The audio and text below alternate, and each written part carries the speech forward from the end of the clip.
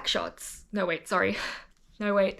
Backrooms. What did the movie say again? Something about the neural's pathway of least resistance. I should probably get a glass of water after that one. We're off to a good start with this one.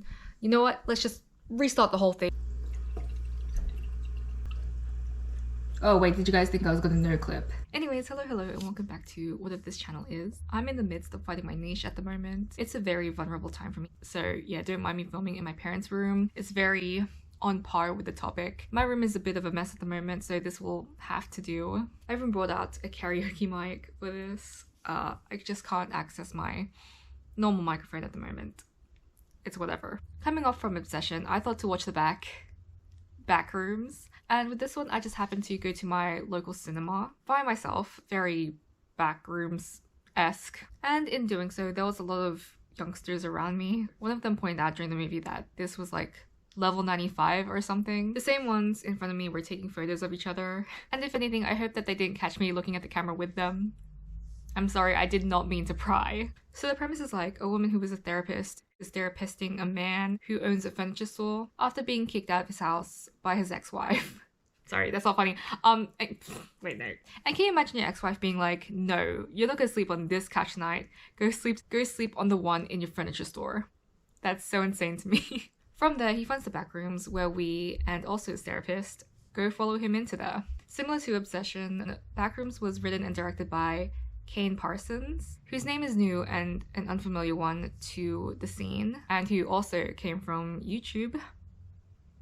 Okay, fine, and that he's 20. Gen Z back at it again with their first theatrical debuts. If we're looking at the stats for the box office though, budget was around 10 million, with it forking in over 118 to 140 million. Anyways, let me preface this by saying that I'm not in the Backrooms fandom. I know, I'm sorry. For some reason, I can't get into like creepypastas or SCPs. Maybe it has to do with my rating and my attention span. Though if you do chuck videos my way, I'll be fine. I just want to see what the hype was all about because it is like a gnarly concept. And I thought this movie would be a gateway to my new hyperfixation, but never mind. Nevertheless, still an interesting adaptation. Not that I know what it was originally adapted from, but you know. So the movie in general, first impression, it was okay in terms of the plot. The opening was sick and the monologue sets the tone for the movie because not a lot actually happens. It's a slow burn and build up to whatever movies or series is next. Ironically, a lot of the movie happens in the Backrooms, as in it really makes you think, as in like it's on the back burn. Anyways, again with the monologue, it's essentially about how our survival that stems from our childhood shapes our behaviors and mechanisms which can follow us to adulthood. But hey, there's this thing called neuroplasticity. We should all try it sometime, because personally, that's the only plastic I want in my body, right? Am I right, fellas? And yeah, there's something symbolic about young Mary and her mom imprinting their handprints into the cement. It's like their fates have almost been sealed within that house, with the theory that the house has its own backrooms, where Mary's mom gets institutionalized, and Mary goes on to become a therapist after that, I assume. And also why the window motif is important, because other than the Backrooms not really having any, you know how the most mundane thing can trigger like a past experience, or someone could have beef with like the most peculiar or oddly specific thing? It's sort of like that. Window to the past, window to the soul, from the window to the wall. Combining that with the neuroplasticity pep talk, call it a window of opportunity, if you will. And if you do, it's an invitation for growth. Clark. It's one thing to be an asshole, but to be an aware asshole who's in therapy and is refusing accountability, bro, pick a struggle. In the end, I'm glad that he did the most redeemable thing to his character and admit that he didn't want to change, and in doing so got chronosed. And well, you know what they say, a captain always goes down with his ship, and that pirates tend to be pretty prideful and gay. OMG, and it's June at the time of recording. Happy Pride Month, y'all. And I'm just outside the closet, so happy Pride. Also, I can't believe I missed the caretaker reference. I should drink water to that. Guys, please hydrate. I'm gonna go fill up some water.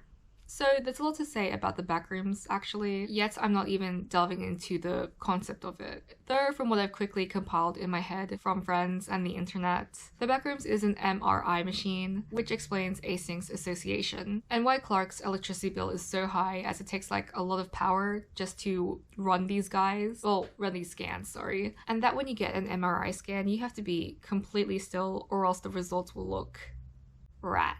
And before anyone comments, all the workers wear hazmat suits so they avoid getting scanned, and that the, oh god, I want to say the tongue slur guy, but, and that the caveman is playing the Voyager's golden record. Coast clear?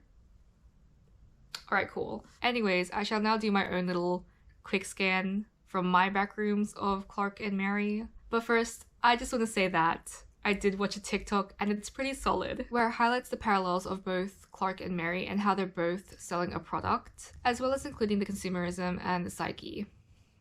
And yeah, I guess things haven't changed since the 1990s. I sometimes forget that history can be sometimes interesting, in a sense that history can and will repeat itself, or how the era of a certain time period has shaped the way that we live and how that's evolved. And this can be as little as to how fairy bread got made, or to how under British colonialism and occupation, India went through severe famines because of it, that it genetically altered them. Oh darn, I got too political, but I digress. In fact, what was more culturally significant, the Renaissance or Single Ladies by Beyonce? Now, where was I up to? Oh right, so starting off we have Clark, and Clark is a bit explosive.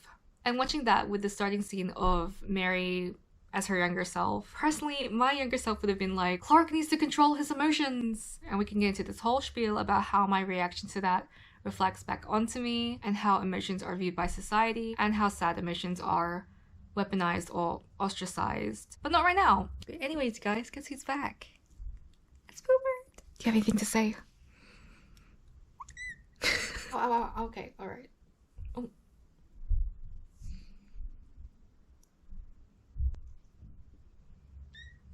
For Clark, again, kudos to him for admitting that he doesn't want to change. So then he took the movie, but like, hey, sometimes it really do be like that. Why are we like this? Though from his end, it came at the high expense of other people's lives. And with the bite of 87, wait, no, sorry. With the bite from Pirate Clark, again, resembling the Kronos painting or Saturn devouring his son or child, it begs the question of how far a person is willing to go for their ego, including the broken or unhealed aspects of it. Does art imitate real life, or does real life imitate art? Is that what they mean by someone's Saturn return?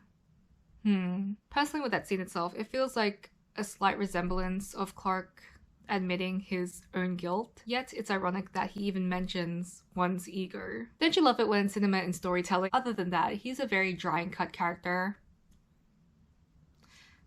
Okay, fine, I'll say it. And is black. Which isn't plot relevant, but it is media representation relevant. And I think that's pretty significant and impactful in comparison to other representations. Yes, he is a disliked character, but TikTok enjoys pukifying him so much, like, yes queen, go run back and steal that chair. As for Mary, since we do see her backstory, we can assume that because of her mom, she became a worker in that sense of field. In saying that out loud, I realized why my brain kept calling her a psychiatrist, because like, it made the most sense to me. Even though now we don't know the exact history and status of her mother's psychosis, and like, if something happened before or after. And also in that sense, how Clark sells furniture instead of being an architect. Do you guys see where I'm going with this? Even going back to the handprint, it kind of feels like a mold or blueprint. And that shit looked like a rock. And you know what else rocks can be used for? Rock skipping and tossing at windows. And hey, why Pirate Clark is a life form and not a still life is anyone's guess. Because guys, when the door closes or doesn't work,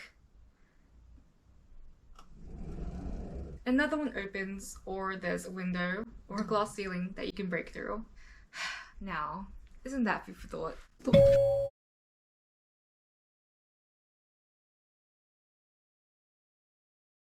Is that milkshake? Is it just me or the background changed? Anyways, the little things that I enjoyed in regards to how the movie was shot was the opening scene, it paying homage to the original source, and the VHS POV. I think it's pretty hectic that Captain Clark was not CGI and was played by Robert Bobrodsky. Brodsky. Because this uppies felt too real, man. Sorry, I was gonna say Babinski, but that also reminds me of the room with the chair pit and the tiny door. And I thought that wall was an illusion, and that Clark would disguise himself in the chair pit and we'd hear like the tiny door shut off screen or something. Just again with like the increased and extensive use of digital effects, we're kind of losing the art of practical effects and technical use. It's a clip of Ian McKellen breaking down in front of a green screen, but yeah, this isn't the video to properly delve into that and all this. I just want to quickly touch on it because it's becoming apparent and concerning with the state of the world in regards to whatever the hell we're in right now that's relevant to said above while we're on this topic. Computer! Anyways, it's real sudden I'm back, you guys, because I'm still here. I find it funny that the crew actually got lost on set and like some internet comment mentioned the Minotaur myth, but bruv, that shit's actually scary. I don't even want to know what type of horrors await for me here. In saying that though, please consider leaving a like or a comment or even subscribe. Even as little as copying my link, that will help out the channel and do wonders. Do you guys hear that?